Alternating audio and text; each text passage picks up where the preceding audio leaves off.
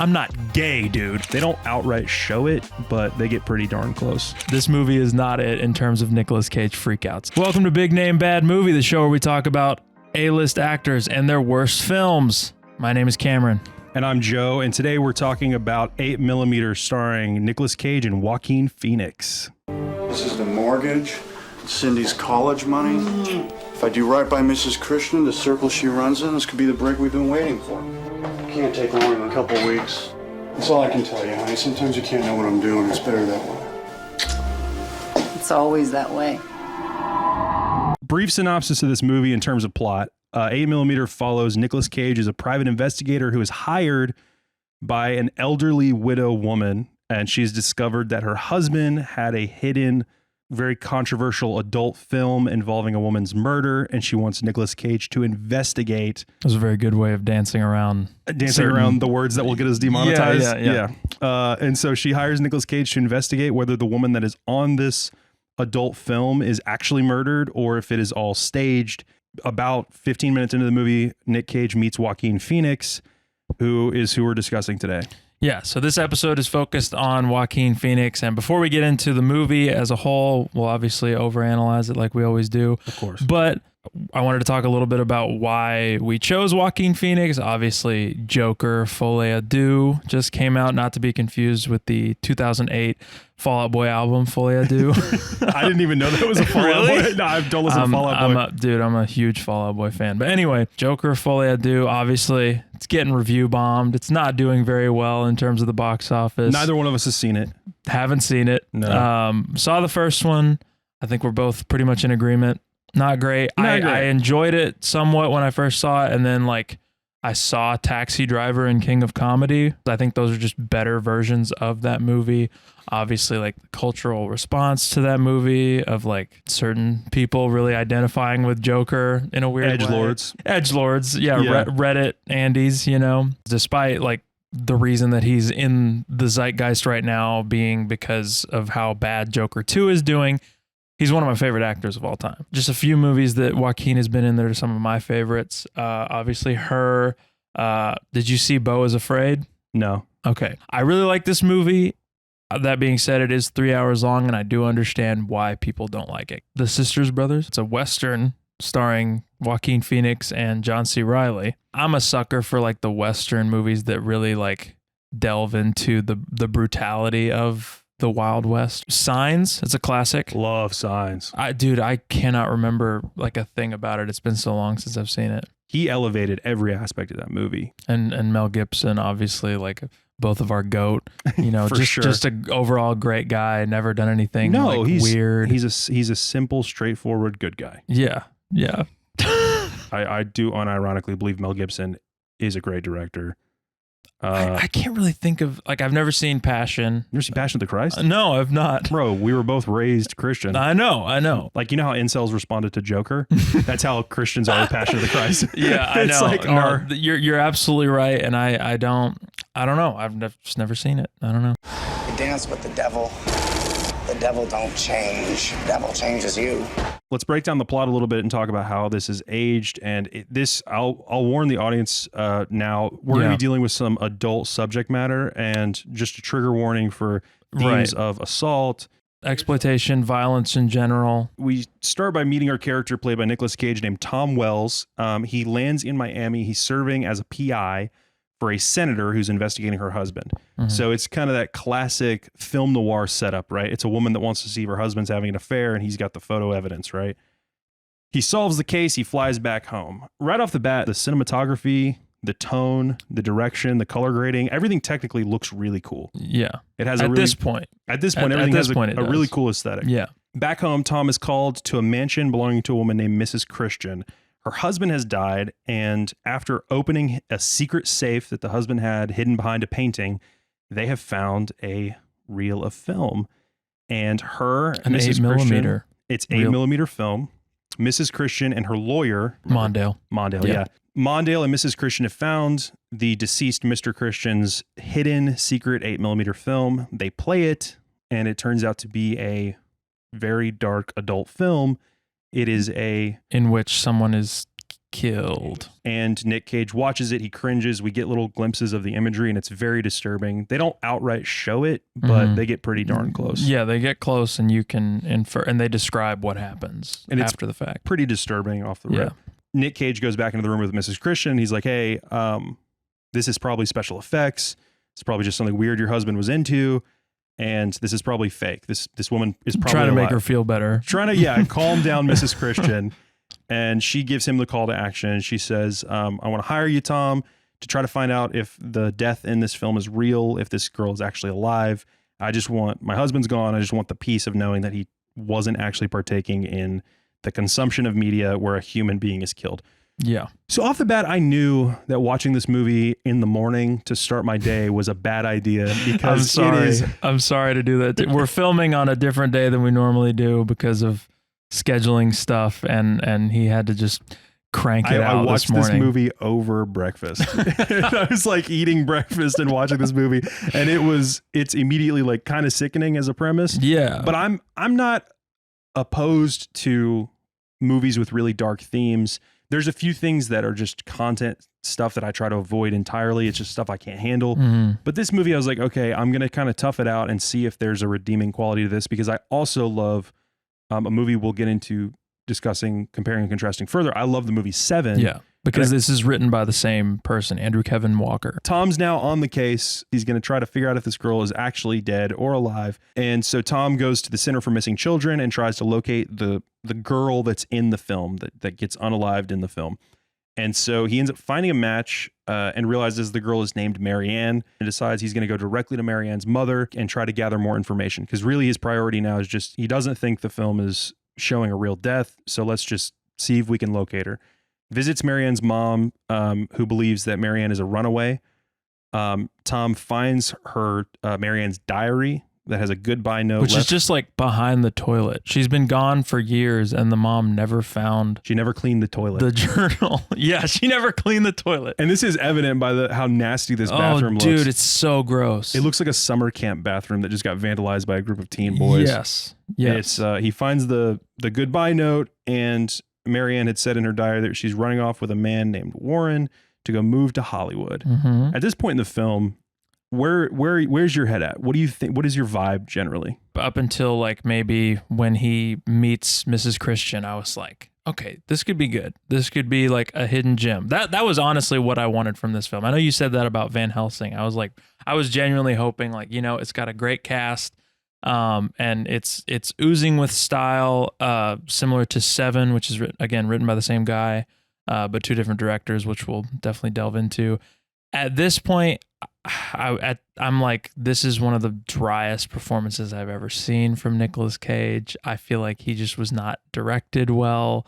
The dialogue feels so flat, especially from Catherine Keener, especially like their dynamic specifically. I'm like, what is going on here? Like, they're so like flat, and I feel like they were just given nothing in terms of direction.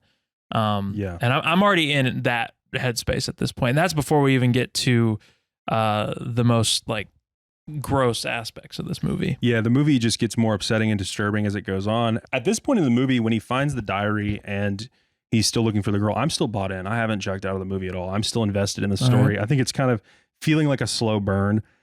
Sure. He goes to interact with the boyfriend, Marianne, the victim's boyfriend is named Warren. He goes to the prison. Played by Norman Reedus. Came out the same year as Boondock Saints. You told me that earlier, and I was like, dang, he was on a hot streak there. Yeah. Booking roles. Only in one scene. And kills his performance, I thought. Yeah. Warren, the boyfriend, confirms that Marianne and him did move to Hollywood.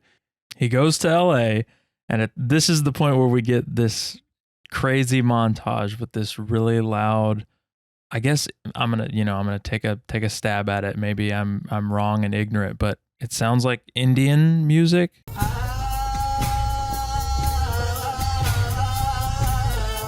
And that is the music vibe that they go for the entire film after that point. For what reason? We're in LA. So disorienting in the worst way. It doesn't add to the atmosphere of the film in the way that I think they thought it would. After searching around LA just aimlessly, he meets Joaquin Phoenix's character. Yep. Max California. Max California. The battery operated vagina. And Max California is an employee of an adult bookstore. So he deals in adult sexual materials. So he must know everyone in the industry. Yes. He's like a clerk at an adult bookstore, Right. like a shady adult bookstore. And immediately Nick Cage is like, hey, I need like an in to the adult industry. And Max, he knows everyone across the board. Yeah.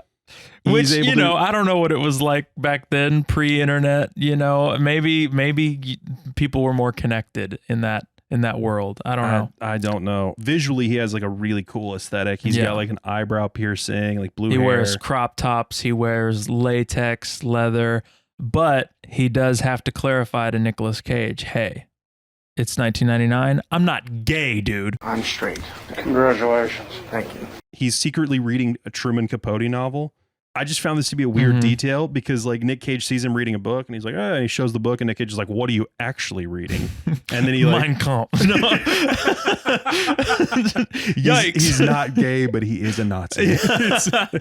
It's a weird character. Yeah. He's reading a Truman Capote book and Nick Cage is like, oh, you're too smart to work in an adult bookstore. And he's like, yeah, people underestimate me. Like the writing here is pretty weak. Tom is trying to locate Marianne, the girl in the video. He's like, well, it's a adult video where a woman gets killed. So the most reasonable solution would be to try to find where I would go about buying an adult video where a girl gets filmed. And Joaquin knows he has a connect. He can get into those sorts of spaces, and he takes him to an underground film, literally and metaphorically underground. Yeah, a literal underground sex shop. This is where we get a case of the ews. Yeah, I don't know if you felt it around this point in the movie too, Dude. but this is where I'm starting to get a case of the ew. Yeah. Well, he walks into this area where a literal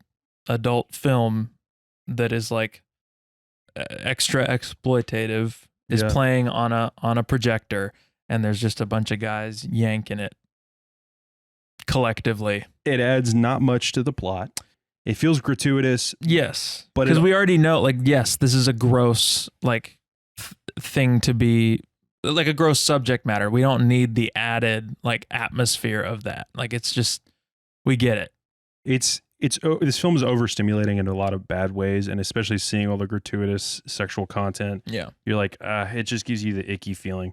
Tom is after going through multiple underground black markets for adult material, he ends up getting a little bit of information that could potentially lead to where Marianne is, but ultimately he ends up going back to his hotel room and rewatching the 8mm film. In the film, he sees a reflection in a mirror on the wall or something and sees that there are 3 men in total that are in the film. There's a man who is wearing a black mask, who's the one who commits the murder. There's the man filming, and there's a man watching. So he really wants to identify who the people are in this film. He tracks down Marianne's last known whereabouts, which is a homeless shelter run by the Catholic Church. He goes there and they end up having her suitcase. And so he opens up Marianne's suitcase. That's how we end up meeting James Gandolfini's character. Sideburns. We've been calling him Tony Soprano. He's adult film producer. Yeah. Who Marianne had linked up with some point in a state of desperation in her time in LA to start filming some adult video content. Yeah. And Tom goes to meet Eddie, the character played by James Gandolfini, and kind of confront him. Yeah. He's like, have you seen this girl? And clearly he recognizes her from the picture. And looks incredibly nervous. Yes. Yeah. In some way, Nicolas Cage bugs his phone and he calls someone who he assumes is involved in this murder. And that's how he figures out that he needs to go to New York to see Dino Velvet. Dino Velvet is supposedly the director of this 8mm film. Auteur of like this groundbreaking adult films. Yes. Yeah. So they find out that Dino Velvet will, for a high price, he will make you a commissioned custom film using his actors and his sets to do weird fetish stuff. Max and Tom pair up and they pretend to be interested clients approaching Dino to make a film for them. And they're hoping that this kind of flushes out the crew that made the film they're They investigating. they specifically request the guy in the black mask. Yes. Yeah, so they're like, we want him to be a part of this because we've seen him before.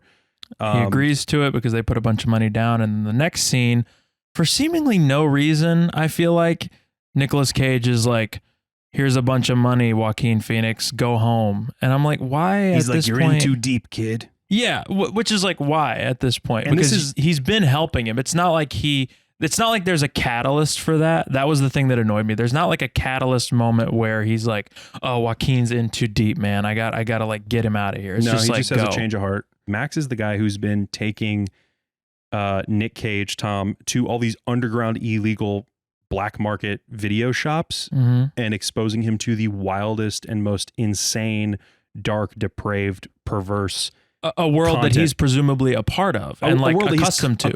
Comfortable with. And now Nick Cage is suddenly like, you're in too deep, kid. Yeah. Like, here's some money, go away. It makes no sense. Well, it's because the plot needs them to be separated so that in the next scene, he goes to the film set and there are no women there. Yep. So he's already like suspicious. It's just the guy in the black mask and Dino Velvet.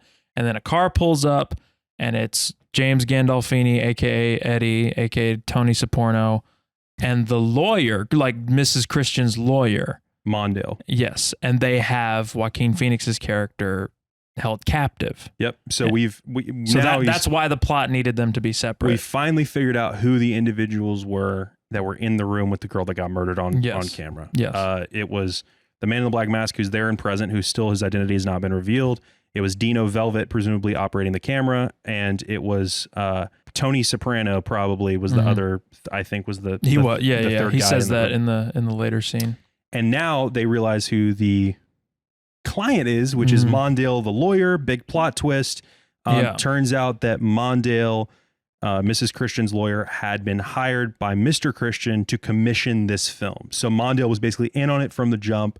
He commissioned this film from Dino Velvet and directly paid them for the production of it. See, this was the part where the movie just like totally lost me. I know I said I checked out earlier, but I think this was the moment because this is like the big reveal of the film. This is essentially the climax where we see like a tone change for our main character. And it's literally just like he walks in and the lawyer guy just communicates to him the whole plot, Just like the whole reveal. Info dumps everything. Yeah, like again, comparing this to Seven, which is written by the same person, you have this this very interesting mystery that you're strung along for, and you're like waiting to see. Even when we know who the killer is in Seven, we're still like, what is going to happen? What is going to happen? And of course, the ending is like the big twist, and it's even as someone who knew what the twist was going into it, it's still very satisfying and very like suspenseful. Whereas this is just conveyed in such a boring and flat way. It's just handled so terribly to the point where I'm like, I don't even care about the big reveal. It's just, you're not even conveying it to me in an interesting way. I don't care that it was any of these people. Like, what does it even matter? Why do you think you didn't care about the Mondale revelation versus the Seven? I think just because it was like, oh, okay, so the twist is, yes, the guy did want this. He did want this actual adult film where someone is murdered. It's kind of what we've been suspecting all along. Well, yeah, it was like, okay, so the sneaking suspicion is confirmed that he just was a perv that wanted to watch this thing. I think the other big issue with this reveal is that we haven't seen or interacted with Mondale since the beginning of the movie. He's not a character that we've grown accustomed to. Right. That's true. Yeah. Spoiler alert for the most spoiled movie ever, which is Sixth Sense. The thing that makes the twist so good is that we've been living with this character with a status quo for so long that now the status quo gets upturned. We don't have enough experience with this lawyer character, Mondale, to know what kind of guy he is, period. Yeah. We haven't seen him with his family. We haven't seen him being kind. We haven't seen him being generous. We have, for all we know, we've seen him in one scene prior to this. For all we know, he is a perv. And more recently, sure, but like Dino Velvet, we've only had one scene. James Gandolfini's character, we've only had one scene. It's like, why, like, we don't care. We have a random mishmash of characters now that are all the big bad guys. And you mentioned earlier the tonal shift. Now it goes from mystery movie, which is what we've been watching for an hour and a half, to action movie like that. Yeah, action revenge movie. Mondale and the Dino Velvet and Tony Soprano and all those guys end up killing Max California, Joaquin's character. Brutally murder him, slice his neck. And then Tom manages to narrowly escape after the lawyer, Mondale, and Dino Velvet are both killed. There's a huge action set piece. A huge, unexciting action set piece. A kerfuffle, if you will. Yeah. There's a small kerfuffle. It's now basically just Tony Soprano, Eddie, Nicolas Cage's character, Tom, and the unidentified leather mask, Leather Daddy are the only ones left. So Tom calls Mrs. Christian and tells her the whole plot, basically. She's like, hey, your husband did commission this horrible woman getting killed video. And Mondale was in on it. He gives her the whole plot and she looks incredibly shaken. Which again, the delivery of that, sorry to cut you off, but the delivery of that to Mrs. Christian, I don't know how you would do that better, but just the like expository dialogue dump of like, here's the deal, Mrs. Christian. Like, I don't know, like just Nicolas Cage yelling. While I love a good Nicolas Cage yell, okay, we all do. Mandy, I think that's a great freak out Nicolas Cage thing. This is not it. This movie is not it in terms of Nicolas Cage freakouts, in my opinion. It's not a memorable freakout. I think I liked his performance in the scene, but the dialogue was pretty rough to get through. Yeah, it's just like he's stumbling out all of this information and he's like, oh, sorry, I bet this is a lot. It's like, yeah. Tom decides he's got to go back home and tie up loose ends. So he has to go back home. He has to check in on his family the same way that Mondale only pops up in the first scene and the last scene, right? One of the main things that holds this movie back from having any good internal character struggle is that Nicolas Cage is separated from his wife the whole movie. Yes. He's not returning home to her. He's sleeping in hotels and things. They have some like boring phone calls between them to remind you that she exists. But to your point, like in 7, you have Morgan Freeman's character meet Gwyneth Paltrow, who's Brad Pitt's wife. We like have this relational dynamic. She confides in him. Yep. There's this dynamic between the three of them that we care about and we relate with. Whereas Joaquin Phoenix has no idea Nicolas Cage has a family. Nicolas Cage sometimes I think forgets he has a family. Like, what are he's like, oh, sorry, I got to get off the phone, babe. I'm busy like trying to solve this mystery, and then click, it's done. Love you. Yeah, it's so like dry, and then finally we get this seemingly out of nowhere freak out scene from I keep forgetting her name. Catherine Keener, where she's like, "You're in too deep, Nicolas Cage. You have to stop, or I'm gonna leave you. I swear." And she doesn't even know what he's investigating because he's been has keeping no it. idea. Right. She just knows that he's busy working a lot. Yes. And she's like, "You seem to be in too deep." And he, to her point, tells her absolutely nothing. It's like, "Hey, this is the job." She's essentially a nothing character in this movie. Yeah. Because she doesn't know anything about the plot. She doesn't add anything to the story. She's just a plot device to get Nicolas Cage motivation to, I don't know, to want to go home or to seem sympathetic. And also, the people he's up against aren't, which, you know, you can make interesting movies like with this subject matter, but the people in this movie are not like the criminal mastermind like Kevin Spacey is in 7. The villains in this movie are largely incompetent. Yeah. And he kills like half of them in one scene. Or they kill each other. They kill each other in one scene. Because they're arguing over money. Yeah. I mean, like the villains off themselves. So we're left now with Tom, the black leather mask, Leather Daddy, and Tony Soprano, James Gandolfini's character. And so Tom realizes, hey, they've already destroyed the 8mm film. They destroyed it in the last scene. So the only way we're going to be able to capture these guys, prosecute them, is for me to get an eyewitness statement from Mrs. Christian, his original client that hired him to go on this whole investigation. He shows back up at her house, flies home, and shows up at the door, and the butler answers and is like, yeah, she killed herself. Again, just like, he doesn't like walk in on her killing herself. No drama. Or like, it's just, he comes at the door. Yeah, she took her own life. See ya. And then she left him a note that said, try to forget this, which is just so corny. Yeah. I think, you know, the movie should have just ended with the like climactic scene of all of them together.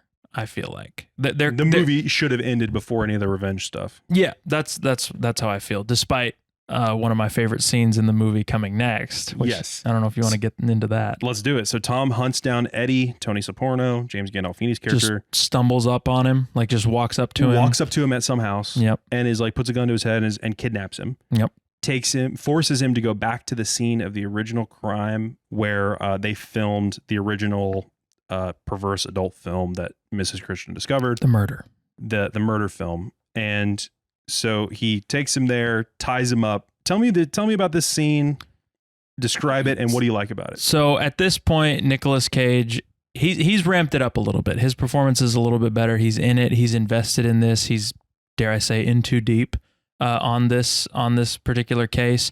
But he's just like toying back and forth with the idea of unaliving James Gandolfini's character himself, and he has a gun in his face. And we'll definitely pull a clip of this, but he's like, I want you to do it. Kill me. And he's like, just like basically putting the gun in different positions on his face. Like he sticks it in his eye. He like sticks it near his mouth, and Gandolfini's like, Fucking trigger. Come on. It just starts licking the gun. Licking the barrel of the gun, calling him the F slur multiple times. I love it. That's the thing. James Gandolfini, I think Joaquin's great in this movie, but James Gandolfini, he's just like, obviously he plays one of the most iconic characters in any media that there is, Tony Soprano, but he's just hamming it up. He's got a natural charisma to him that is just really, I think it could have been used better in this movie. He could have been like a bigger role in this, but that scene, it's classic, just James Gandolfini soaking up the scene, I loved him so much in this scene that I wish that Dino Velvet hadn't been a character. I wish that it had stopped at Gandolfini. Because Gandolfini's character is sort of poised as almost like a adult film. Slobber on the mic. Me licking it. You got so into the scene that you licked the microphone. I was channeling him. And the guy who played Dino Velvet was fine, but that was a really cheesy character with very little motivation. We already have too many characters in this. So we find out that the man in the leather mask is nicknamed the Machine, right? And so as he's interrogating Gandolfini and Gandolfini's licking the gun, he really wants to know, like, who is the Machine? Where can I find this guy? Gandolfini's like, just do it, kill me. You're not going to get any information. Tom, he exits the building. And he does the grossest thing possible because he wants to kill Gandolfini, but he doesn't know if he wants to step over that line and become a murderer. Describe what he does. Because we sat and watched this and you audibly just went, ugh. Yeah. Well, he calls the missing girl who we now know died. He calls her mom and is like, hey, just want you to know your daughter is in fact dead. Finally reveals it to her. Also, can I kill the people involved? Please just tell me. It's done in a really like gross way where he's like just coaxing her into telling him that he has the go ahead to kill all these people that are involved. And he's like, tell me that you loved her. Tell me that you loved her and that you cared about her. And that'll give me the gumption that I need to do a crime. So this poor mother, of course, says like, I love her. I love my daughter. He's like, great, cool. Hangs up, goes in there. Kills James Gandolfini, beats him with the butt of his gun. And burns all the evidence. Yes. He burns the whole place down and burns Gandolfini. Yeah. So the next scene is he's trying to find the Machine. Finds out the guy's name is George, the man who's actually physically committed the murder on film. So this is kind of the guy that he really, really wants to kill. He's this large, imposing man wearing a leather mask in all the prior scenes. So he's honestly kind of terrifying as a character. No, he's great. To your point, and kind of what we've been talking about, like there should have just been less characters. Like we should have been able to get to know this guy. I mean, obviously you inherently don't like this guy. You hate him because of what he's done, but also, yeah, he's like a Jeffrey Dahmer type. You could do like going back to Seven, like you could, delve into this weird guy a little bit more and like flesh out his character. Yeah. Make the scene more meaningful, but it's just like, he finds out who it is, goes to his house, kills him. I will say my favorite scene in the movie is the unmasking scene. Nick Cage enters George's house, the man who is essentially a serial killer who kills people on camera for money. He enters this man's house, chases him out to the front yard. They're in a melee brawl. Eventually, Nick Cage kind of gets the upper hand. He's got him pinned. And so Nick Cage tells him to finally take off the leather mask. And he takes off the leather mask and you see sort of a homely, wholesome looking balding normal nerdy guy behind the mask. And he delivers what I think is a great line of dialogue and really I think shines in the midst of this overall somewhat crappy movie where he just says, "What do you expect, a monster?" Great line of dialogue. Yeah. It just, to your point, again, it just doesn't hit hard at this point because of everything that they've done to set that up. No, but if you made that like the thing of the movie, I agree. I think that could have been like it is a great line. It's a great line and it's a great scene. He says, George goes on to explain to Nick Cage. And I love this exchange where he says, I wasn't abused as a child. He's like, I have present parents. I just go on 4chan a lot, dude. My name's George. He says, that's all I am. That's all there is to it. Yeah. There is no mystery. I do the things I do because I like them, because I want to. That's good. Great line. Yeah. He kills George. My name's George. My little soapbox on why I was so disappointed in the ending of this movie is because the ending is so good. It's just the movie that precedes it doesn't earn that ending. So when he has the confrontation with George, what I think a better film would do is have Nick Cage face this inner turmoil, become the monster that he fears so much, only to realize that he himself has become capable of monstrous actions while questioning how someone could be so capable of committing monstrous actions. Then when George takes off his leather mask and he realizes he's just a nerdy guy who likes to kill people, Nick Cage has to make that decision of do I go all in and kill this guy right now, or do I let him go and turn him into the authorities? Take off the mask. He gets home and we'll remember the last time we saw his wife and daughter, she was like, I don't know if we're going to be there when you get back. They are. Yeah. They just are, which is like no redemptive moment, no consequences for his actions. He's just like, they're there. I don't know. It's just like, why do you need the internal conflict, but also you need consequences for what happens. Cause to your point, like he's killed 2 people. Regardless of what they've done, he killed 2 people. Nick Cage's character, Tom, is mowing the lawn. He opens up his mailbox. Yep. There's a letter from Janet, Marianne's mother, and Marianne's mom says in the letter, I learned through this process, there were only 2 people that really loved Marianne. It was me and you.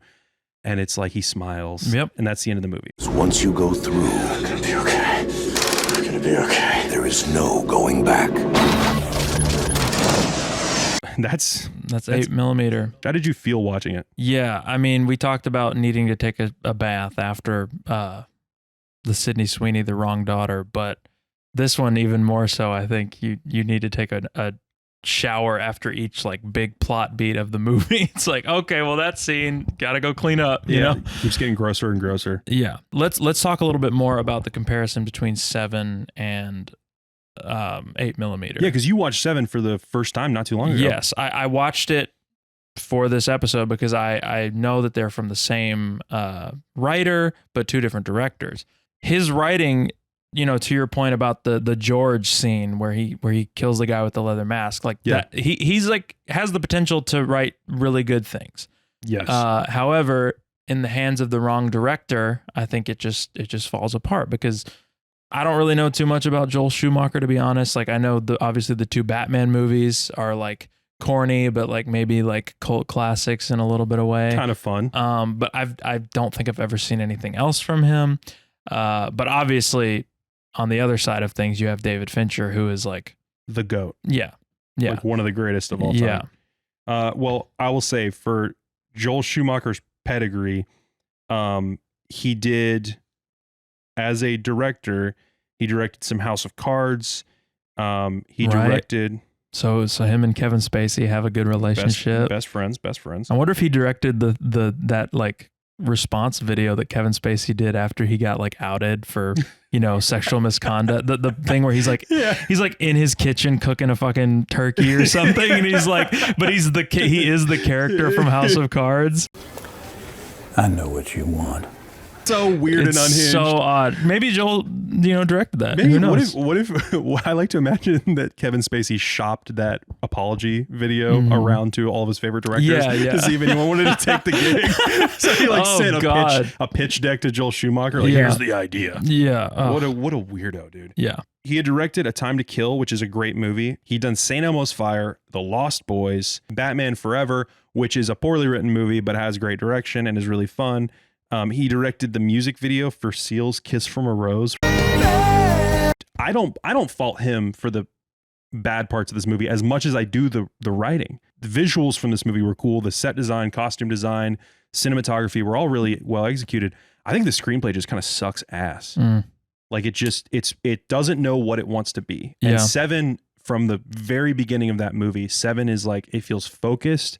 It all builds to a conclusion that feels like the most natural conclusion of the film, but still feels unexpected. And that's the balancing act that I think a great movie does. When a movie can only end one way and you go, that's the only way this movie can end, but I still didn't see it coming. That's the magic trick, right? Yeah. This movie, you don't know where it's going to end because none of it really matters and you don't care. And that's the big difference. I guess the point that I'm really like thinking about in this movie where I'm like, this could have been better directed and like the writing is somewhat there is the reveal scene where he's at the set of where he like wants the adult film to be filmed or whatever. When we realize that Mondale the lawyer is when we get the it. big reveal, it's like I feel like we could do this in a way that is not just two guys walking and explaining the plot of the movie. Like you could. That's true. I don't know necessarily exactly how you execute that, but there's got to be a different way than like that reveal being, you know, just like lackluster, and then the other thing of like half of the villains in the movie accidentally killing one another. Like that also could be done, which again, that could be the writing as well. To your point, it's a balance. It's a balance. Yeah, and there are scenes that are incredibly well written and poorly directed, and there are scenes that are incredibly well directed and poorly written. And the film is very, very rarely firing on all cylinders, where everything just feels like it's working, except for like the scene with George in the garden, where he says, you know, what did you expect, a monster? Yeah. Great direction, great writing, great performances. It's just not in a good movie. Yeah. Seven and this movie are very similar because they both deal with the same themes of like serial killers, a big mystery and a big conspiracy. What's the biggest difference you spot between the two films?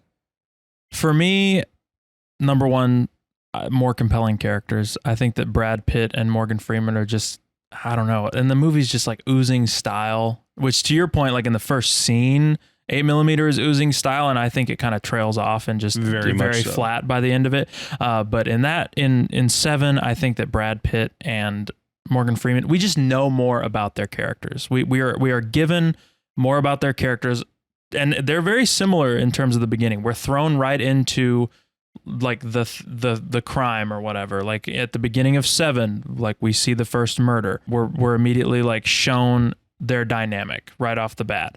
In 8mm, yes, we're thrown right into it. We like, because the point where he meets Mrs. Christian and sees the adult murder film is towards the beginning of the movie. We're brought right into it, but we don't really like know much about his character. Like we get this one dry scene with him and his wife and his daughter, but I don't know. It's such a flat performance at that point that we don't get much out of it. I feel like what you're describing is something that I see a lot in movies where the characters feel flat, which is that if you only ever see a character in one environment, then you only ever, they will always feel one-dimensional. In True Detective season 1, do you remember how Russ Cole, we see him as an old man in an interrogation room.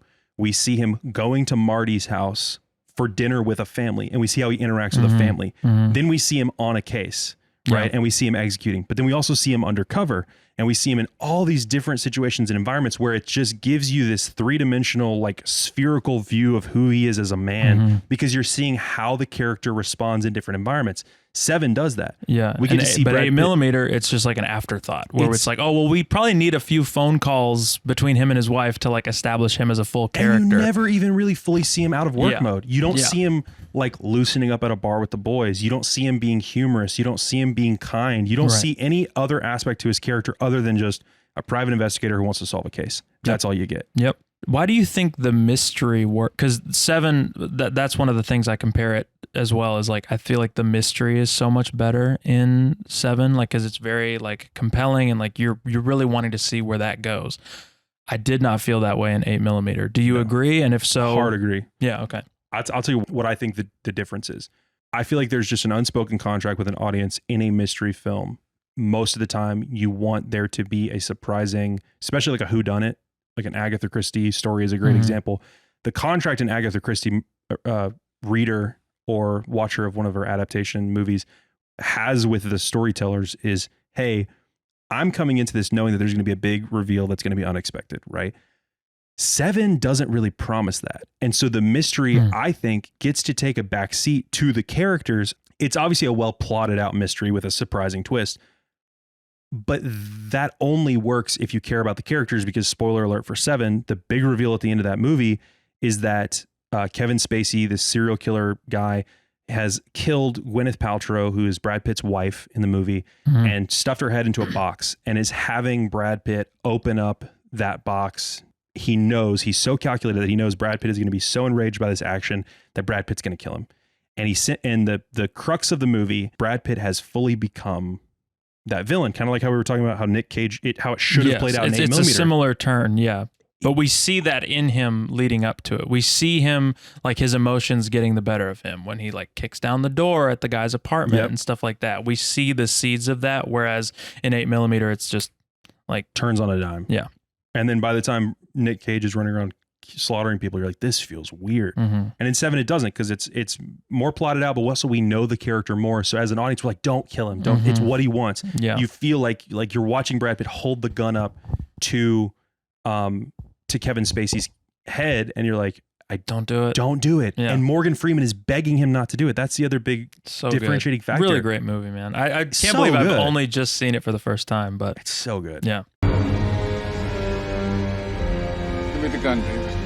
Let's talk about critical reception. So the movie had a budget of $40 million, adjusted for inflation. I think it's like 70 or like almost 80 million. It made 36 million domestically. Ooh, so it wasn't a big money maker. Yeah, it made 96 million worldwide, but less than the budget domestically in America, where it's going to get like presumably its biggest audience. Like that's pretty rough. So the critic score is 24%. The audience score is 52%, which is surprising. I think it is surprising in a way, but I think there's a certain demographic of horror fans that would probably latch onto something like this just because it's like dark. Maybe they're Nicolas Cage buffs, something like that, you know. But would you say, which one would you go with? Would you go with the critic score or the audience score? What do you think? I think it's... Or neither, I mean. For me, it's somewhere in between. I don't think if I'm going to quantify the 24%?